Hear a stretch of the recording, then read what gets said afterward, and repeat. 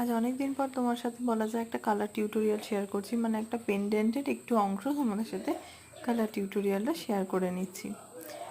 মানে এটা একটা পদ্ম পুকুর টাইপের করতে বলা হয়েছে।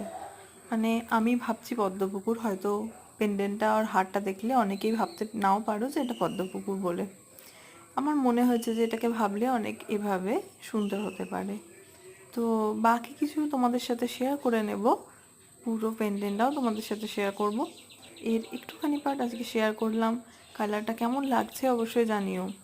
আর আরেকটা বিষয় হচ্ছে, যখন আমরা কিছু তৈরি করব বা কালার করব, একটা জিনিস মাথায় রাখা খুবই উচিত বা প্রয়োজন বলে আমার মনে হয়, তার পারফেকশন কতটা হচ্ছে। সেটা যা হোক তা হোক করে কালার করে ছেড়ে দেবো এমনটা নয়।